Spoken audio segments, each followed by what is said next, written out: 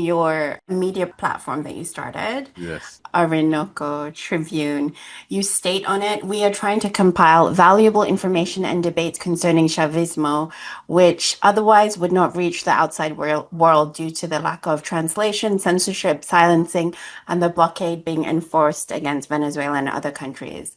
So this is Global Majority for Peace's first episode touching primarily on Venezuela.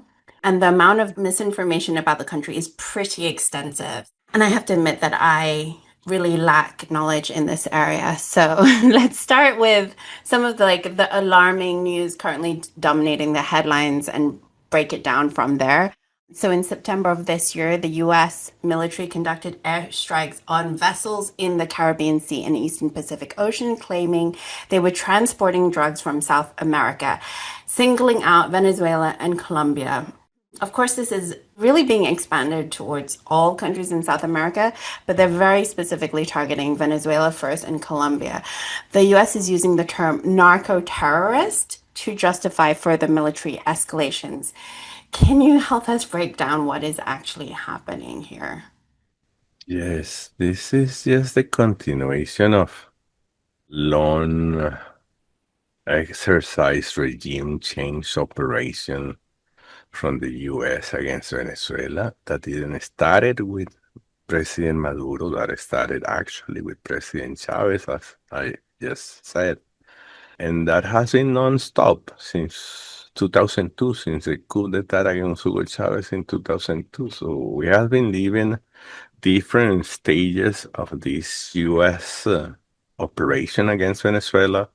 And what happened in recent days is that the correlations of forces worldwide has been changing, has been switching. And that's also the result of the decline of the US.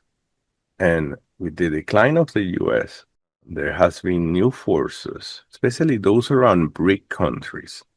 And the US has decided, with especially during these few months of the Trump administration, that some people have the impression that have been years. During these few months of the Trump administration, the US has been trying to exercise his old-fashioned Monroe Doctrine towards Latin America to guarantee its dominance, at least in this part of the world. Take into consideration that in other parts of the world, the correlation of forces is not advantageous for the US. So that, in terms of geopolitical analysis, that's what is happening. In that changing the view towards Latin America from the US, natural resources have an important role for the U.S. economy and for the U.S. dreams of continue and endless global domination. And Venezuela happens to have the biggest oil reserves in the world.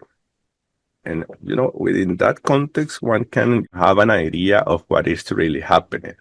Of course, you have to add to that Venezuela represents, as well as Cuba or Nicaragua, a bad example in a region that the US wants to dominate completely. And in that sense, Venezuela was the first target for Marco Rubio, that is a hardcore anti communist, anti Venezuelan, anti Cuban, anti Nicaragua operator. And the one that is, if you ask me, pushing Donald Trump towards this weird, crazy military operation in the region. And the attack, as you said, began with Venezuela. I mean, this incredible military build-up that I have not seen in my lifetime, which is not short. I mean, I'm 56 years old, and I never seen anything like this in my life.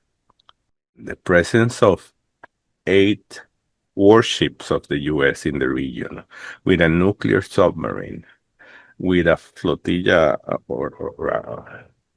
yes, a flotilla of F-35 in Puerto Rico, fire jets, and with the Gerald Ford aircraft carrier on its way It should be already very close to the Caribbean already, with the flotilla that usually surrounds an aircraft carrier. That represents the biggest military deployment in the region, and it is deployed with the excuse of fighting drugs against a country. Right now, the scope of the deployment has spread somehow, but at the beginning, they were talking only about Venezuela. And the US has been using the excuse that they are fighting drugs, narco trafficking in the region. And Venezuela happens to have been certified as a country free of cocaine or illicit drug crop production by United Nations and other international organizations that dedicate their life to. So we don't have cocaine crops in Venezuela. They are not. I mean, maybe in the border of Colombia, there are some regions that from time to time, the cocaine producers have been trying to do that, to expand their crop area towards Venezuela. But regularly, the Venezuelan army has organized operation to destroy those places, those crops, or any small production facilities that they might have to process the drug and convert it into actual cocaine. So the argument used by the US is incredibly weak. And despite not having cocaine crops, we are not in the list of countries with the biggest transit of cocaine to the US or to anywhere, actually. I mean, UN reports also said that the drugs from Colombia or from Bolivia or Peru, that are the main cocaine producers in the world, that goes to the north via Venezuela only represents 5% of the overall cocaine production.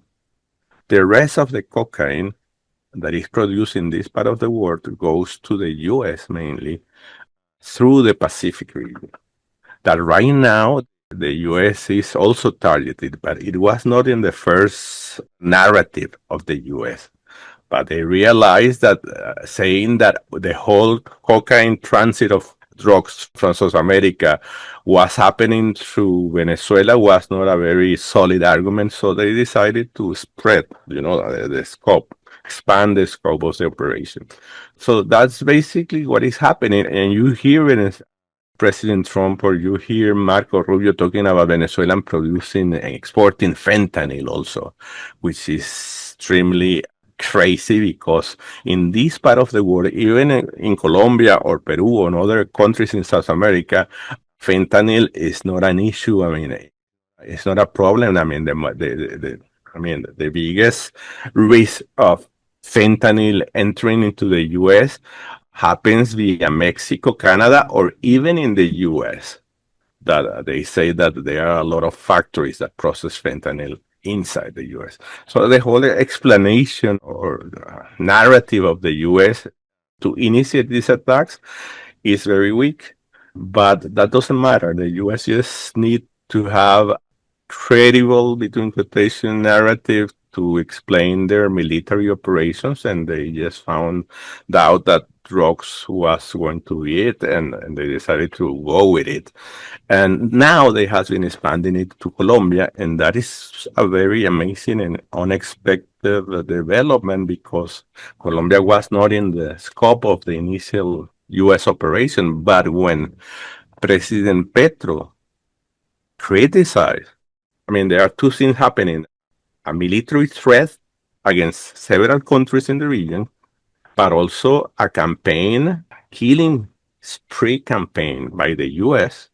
that are committing what the UN has already labeled extrajudicial killings in the region. I mean, they are killing people without identifying them. I mean, maybe those people that has been killed might have been involved in drug, but even if that's the case, the whole operation is an execution. I mean, they are executing, the US military is executing people from several countries in Latin America and the Caribbean without giving them the chance of defend themselves.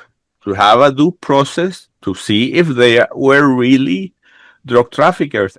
And there's a very important data that is coming from the DEA, I believe, and that says that the traditional way of dealing with drug traffickers in the Caribbean or the Pacific or anywhere in the world that are trafficking drugs on sea is sea interdictions.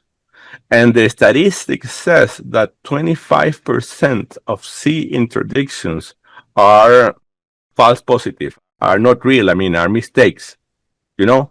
And if you extrapolate that number to the number, that percentage to the number of people already killed in the Caribbean that are very close to 70 people, we're talking that maybe amongst those almost 70 people that has been already killed, 25%, we're talking like what, like 18 human beings might have been non-drug traffickers, you know, people that were killed by a mistake in intelligence or a mistake in whatever.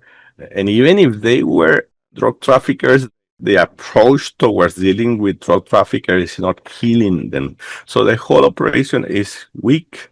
The assassination of people doesn't have any legal support in the international legal framework, but neither in the US legal framework, where a lot of people has been already demanding more explanation and accountability towards the whole operation. And the operation is also reaching, as you mentioned, Colombia, but now it's very close to Mexico. And it happens that Mexico, Colombia, and Venezuela have progressive or socialist presidents. And if you have a little bit of knowledge of mathematics, you will know that have an explanation, and you wonder why that operation is not happening near El Salvador or Peru or Ecuador, that are countries that are allies or puppets of the U.S. government. So that's I think it's a really important point to point out that the escalations against Venezuela or the demonization against Venezuela, like you're saying, it dates back to 2002, like you're saying, Hugo Chavez time, and it's never really let up. I think that is probably the issue. I think the thing that is kind of scary about Trump is that maybe the escalations are so much faster or more dramatic seeming than you would normally see when they, what, under Biden or someone Democratic, they try to sort of cover what they're doing. They're still doing it. It's just they're covering it with a veneer of gentility. Under Trump, it's just quite blatant and in your face. So it's scarier for some people, but in a way, you can see him coming.